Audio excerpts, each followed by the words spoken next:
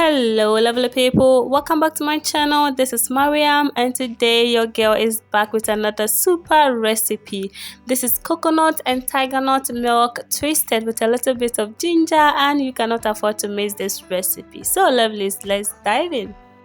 These are the things we are going to need, and I have here tiger nuts. Please make sure you wash it well before you go ahead and use it. In this jar is coconut juice or coconut water, and it's different from coconut milk, okay? So don't mistake the two.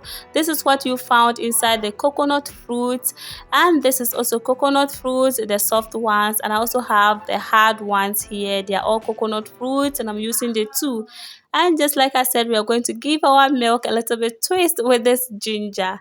So to begin with, we will go ahead and dice our coconut fruit into smaller cubes just to make it easy to blend. But if you think you have a stronger blender, then you can cut yours a little bit bigger than mine, but I prefer to dice mine into the smaller cubes.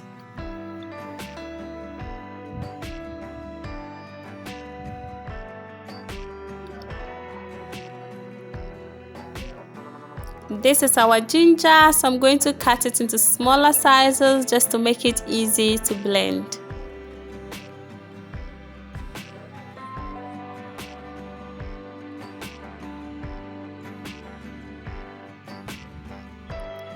Alright, so I got my blender here. I pour in the tiger nut. Remember that you can also soak the tiger nut before you use it, okay?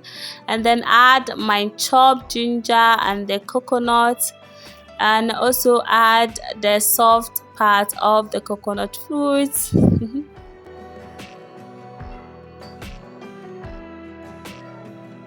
And then add the coconut juice. You can also use just water, okay? You can use just water. So I'm gonna leave some, I'll add the rest during the blending process. So guys, I'm going to blend. I'll be back. And I am back, so I'll then go ahead and strain it. And as you can see, I have changed the blender. Yes, I have changed it. The first one that I used couldn't do with the tiger nut, so I have to use a stronger blender. And this particular blender is too heavy for me, so I don't like using it. But today I didn't have any choice than to use it. So now I have squeezed out all the milk, so I then go ahead and rinse my blender with a little bit of cold water and then add it here just like this, and go ahead and squeeze out the excess milk that may find itself in the residue.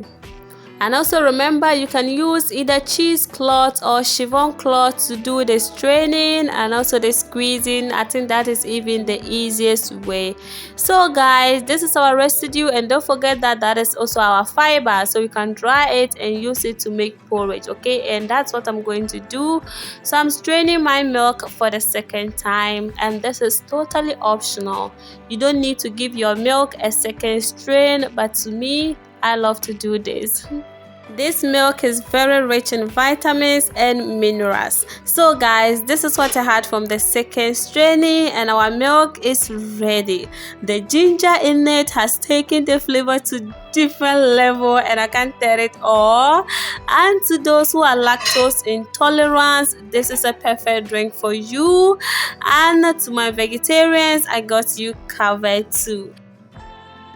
Thank you for watching this video. Please subscribe and give your girl a thumbs up, and don't forget to share this video. Until I see you on my next video, stay blessed and much love.